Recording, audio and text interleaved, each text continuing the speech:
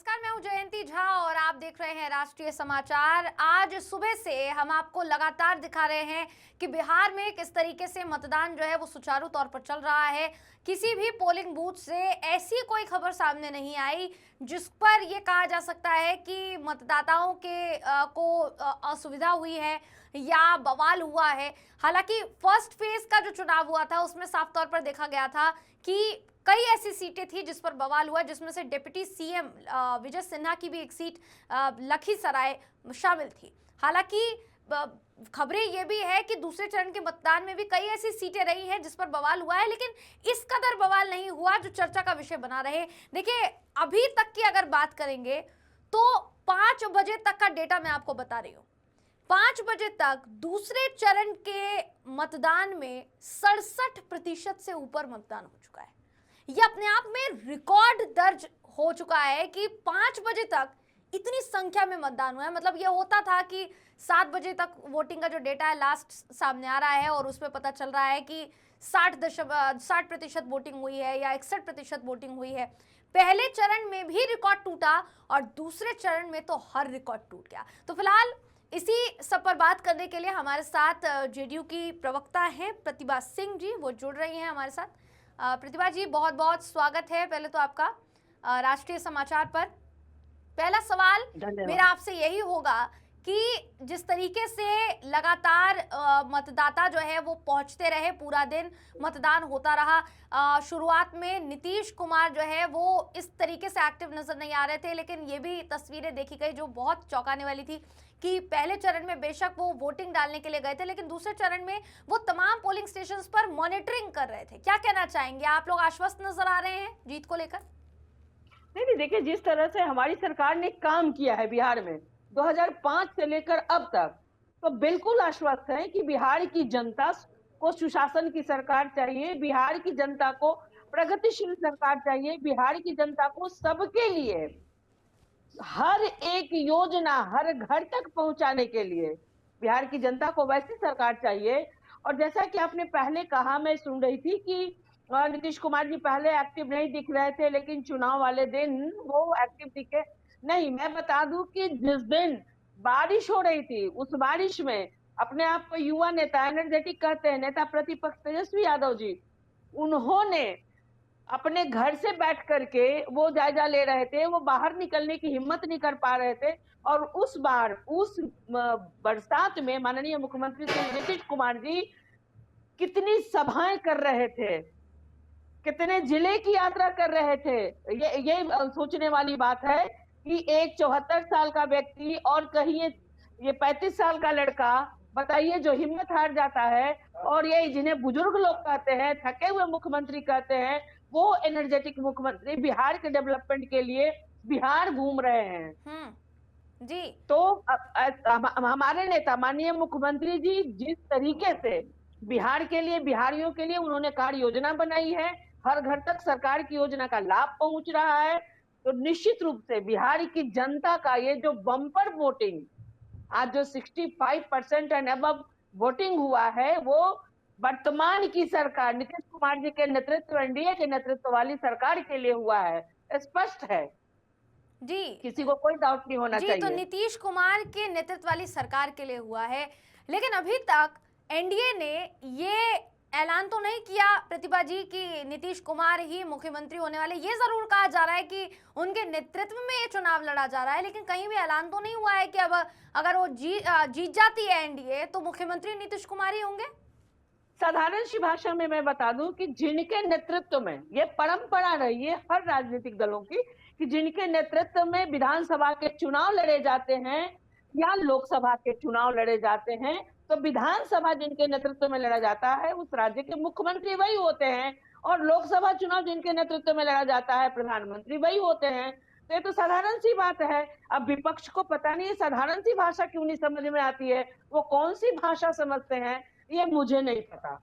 जी, तो कौन सी भाषा विपक्ष को समझ में आती है ये कहा जा रहा है। आपने ये कहा, इस बात का भी जिक्र किया प्रतिभा जी आपने, और मैं इस सवाल पर आती हूँ उससे पहले ही आपने जिक्र कर दिया कि नीतीश कुमार को थके हुए मुख्यमंत्री, अचेत मुख्यमंत्री के तौर पर संज्ञा जो है तेजस्वी यादव पहले ही दे चुके हैं। जिस तरीके से नीतीश कुमार को लेकर ये कहा जा रहा था, बार बार कहा जा रहा था कि वो स्वस्थ नहीं है, फिर भी वो मॉनिटरिंग करने के लिए मैदान में उतरे, ये देखा गया। आपको शुरुआत में मैंने ये इसलिए कहा कि वो एक्टिव नजर नहीं आ रहे थे क्योंकि जितनी जल्दी उतरने की संभावना जताई जा रही थी नीतीश कुमार जी की, उतनी जल्दी वो चुनावी मैदान में जनसभाएं करने के लिए नहीं उतरे और बहुत समय जो है लगा दिया, जिसकी वजह से ये जो सवाल है खड़े हुए। क्या आपको इसमें कोई सच्चाई नहीं नजर आती प्रतिभा जी? नहीं, देखिए, जिन्हें जाल फेंकना होता है, झूठ फरेब करना होता है, वो अपनी बातें परोसते फिरते हैं। अरे बिहार के मुख्यमंत्री श्री नीतीश कुमार जी ने लगातार बिहार की जनता की सेवा की है। जिस तरह से आप देखते हैं बिहार की महिलाओं को उन्होंने घर की चारदीवारी से बाहर निकल करके उन्हें जी। सशक्त बनाया है, उनके लिए योजना बनाई है। तो जो लगातार योजना बनाने में व्यस्त हो, जो लगातार अपने राज्य के डेवलपमेंट की बात करता हो, युवाओं की बात करता हो, उन्हें नौकरी देने की बात करता हो, रोजगार की बात करता हो, या तो आप किसी भी सेक्टर की बात कर ले, कौन सा ऐसा सेक्टर है जिसके लिए कार्य योजना नहीं बनाई गई और वहां काम नहीं हुआ? तो हमारी सरकार तो लगातार काम कर रही है। जी। जाल फड़े वो करते हैं, झूठ सच उन्हें बोलना होता है, जिन्हें झूठ सच बोल करके फंसा करके जनता का वोट लेना होता है। अब देख लीजिए ना, ये माई समीकरण वाले, जिनका 18%, जिनका वोट इन्होंने हमेशा लेने का काम किया है, आज इन्होंने क्या किया? उस 18% को साइड करके 2.6% वाले को कहते हैं उन्हें हम अपना डिप्टी सीएम बनाएंगे। तो टोटली वोट की राजनीति करते हैं, जनता को गुमराह करते हैं। लेकिन मैं दावे के साथ कह सकती हूँ कि बिहार की जनता इनके खोखले वायदे और खोखले दावों में फंसने वाली नहीं है। जी। बिहार की जनता को काम करने वाली सरकार चाहिए, उन्नति करने वाली सरकार चाहिए और सबको साथ लेकर चलने वाली सरकार चाहिए। जी प्रतिभा जी, आपने ये बखूबी तरीके से कहा कि नीतीश कुमार को क्यों चुनना चाहिए, लेकिन जिस तरीके की गतिविधियां या जिस तरीके से मंच पर कभी राष्ट्रगान के बीच में हाथ जोड़ देना या किसी को माला पहना देना, किसी का हाथ झटक देना, इन सब चीजों की वजह से नीतीश कुमार जो है बीते कुछ समय से घेरे जा रहे थे। अब अगर उन सारी बातों को भी अलग रख दिया जाए तो पिछले विधानसभा चुनाव की तरफ अगर आप देखेंगे तो जेडीयू का प्रदर्शन उतना खासा नहीं रहा। इस चुनाव में आप लोगों को लग रहा है कि इस बार जो प्रदर्शन है वो अच्छा होने वाला है? सबसे ज्यादा नुकसान आपको चिराग पासवान ने पिछली बार पहुंचाया था, इस बात को तो नहीं नकारा जा सकता ना प्रतिभा जी?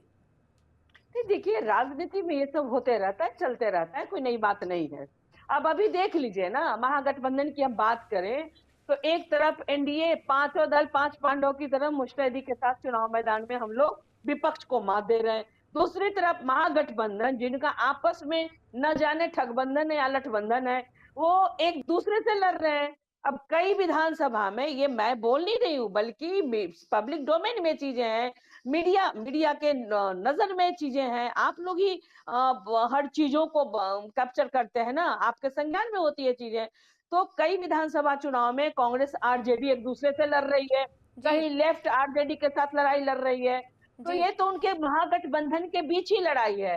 तो देखिए, चुनाव में कुछ अप एंड डाउन होते हैं, लेकिन महागठबंधन के बीच में एक दूसरे दलों के साथ लड़ रहे हैं और आप कह रहे हैं हमारा फ्रेंडली फाइट है, जबकि आपको एनडीए की तरह मजबूत चट्टान से लड़ाई लड़ना है। हम एनडीए के लोग, पांचों दल, पहले क्या हुआ मैं उस पर बात नहीं करती, जो बीत गई वो बात गई, लेकिन अभी जो 25 बिहार विधानसभा का चुनाव, उसमें हम पांचों दल इंटैक्ट हैं और मजबूती के साथ विपक्ष को पानी पिला रहे हैं। जी।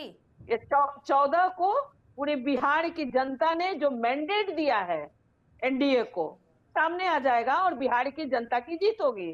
विपक्ष की तरफ से कहा जा रहा है प्रतिभा जी कि एंटी इनकम्बेंसी है और उसकी वजह से इस तरीके का जो वोट का आंकड़ा है वो सामने आया है, यानी वोट प्रतिशत जो बढ़ा है वो एंटी इनकम्बेंसी का नतीजा है। लेकिन दूसरी तरफ कईयों का ये भी मानना है कि सरकार शायद वही वापस से चाहिए जनता को, इसलिए ये मैंडेट जो है जनता ने दिया है दूसरे चरण के मतदान में। दोनों में से सच्चाई जो है वो किसमें लगती है आपको? एंटी इनकम्बेंसी की स्थिति नहीं है क्या? नाराज नहीं है क्या जनता आपसे? बिल्कुल नहीं। देखिए ना, 20 वर्ष से बिहार के मुख्यमंत्री श्री नीतीश कुमार जी हैं और कोई भी इतने लंबे समय तक किसी राज्य के मुख्यमंत्री रहे हो और उनके खिलाफ जनता कहीं से बोलने के लिए तैयार नहीं हो, कोई एंटी इनकम्बेंसी नहीं, मुझे लगता है देश के पहले नेता हैं प्रतिभा नीतीश जी, कुमार जी। मैं आज का ही जिक्र करना चाहूंगी। बगहा सीट है, उस पर आज मतदाताओं ने बहिष्कार किया वोट का, और वोट का बहिष्कार करने के पीछे का कारण क्या था जानती हैं? कारण ये था कि वहां विकास नहीं हुआ था, सड़कें नहीं बनी है, मांग की जा रही है जनता की तरफ से, लेकिन कोई सुनने के लिए तैयार नहीं है।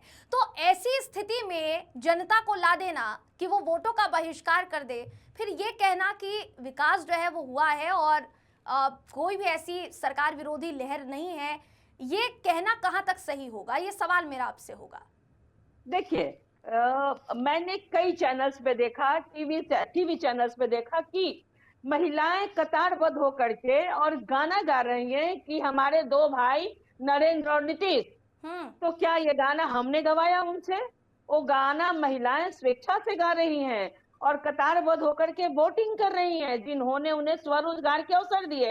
हाँ, रही बात कि जनता ने वोट का कहीं बहिष्कार किया एक दो क्षेत्र में, तो देखिए जनता का राइट है ना। हम ये नहीं कहते कि 100% जो काम होना चाहिए सब जगह हुआ, 1-2% छूटता है, तो ये जनता का अधिकार है। जनता अपने अधिकार का मांग करेगी लोकतांत्रिक तरीके से, इसमें कोई दिक्कत नहीं है। तो जी इससे ये स्पष्ट नहीं होता कि बिहार विकास नहीं हुआ। अगर दूसरी जगह सड़कें बनी तभी तो बगल में सड़क की मांग हो रही है ना।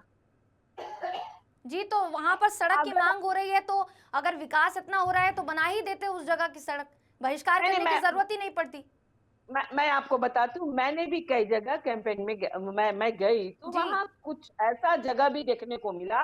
कुछ लोगों ने कहा यहाँ सड़क होना चाहिए, लेकिन वहां की जो समस्या थी ना कि वो आपस में जैसे दो चार भाई हैं, उन्होंने अपने जमीन में घर तो बना ली, वो हम्म सरकारी जमीन वहां है नहीं। हम्म अब दो भाई देने को तैयार है, तीन भाई देने को तैयार नहीं है। तो वैसे कंडीशन में सरकारी फंड से सड़कें कैसे बनाई जा सकती हैं? कुछ ऐसे मामले भी होते हैं तो कि आपका जनता कहना है कि वो व्यक्तिगत मामला है जिसकी वजह से 15 से नहीं 20 हजार लोगों ने वोट का बहिष्कार कर दिया? नहीं नहीं नहीं, मैं बगहा के मामले को ठीक से नहीं जान रही हूँ, इसलिए मैं इस पर कुछ नहीं बोल सकती, जी लेकिन कई मामले ऐसे भी होते हैं। जी बगहा का मामला क्या है मुझे नहीं पता, और जी अगर नहीं हुआ है तो होना चाहिए। जी और जनता की मांग को मैं जायज ठहराती हूँ, हम्म जनता है, उनका मांग है तो होना ही चाहिए काम। लेकिन ये जो भी आक्रोश है वो जी। बिहार के मुख्यमंत्री के प्रति नहीं है, बिहार के नेता के प्रति नहीं है, वो उनके लोकल नेता के प्रति हो सकता है। अच्छा इसको ऐसा नहीं देखेंगे प्रतिभा विकास जी, नहीं मेरा हुआ। आपसे ये भी सवाल रहेगा कि बेशक इसमें कोई दो राय नहीं है कि बिहार की जो महिला वोटर्स है, जो महिला मतदाता हैं, उनको हमेशा से ही नीतीश कुमार पर विश्वास रहा है, क्योंकि शराबबंदी का जो मुद्दा रहा है और बाकी के जितने भी मुद्दे हैं, सुरक्षा का जो मुद्दा रहा है, उस पर नीतीश कुमार को हमेशा महिलाओं का समर्थन मिलता रहा है। इस बार जिस तरीके से तेजस्वी यादव ने माई बहन योजना की बात कही और महिलाओं के लिए कई योजनाओं की बात उन्होंने कही, क्या आपको लगता है कि तेजस्वी नीतीश पर भारी पड़ सकते हैं इस बार? अरे भाई, तेजस्वी जी को पर कोई नोटिस लेता है क्या?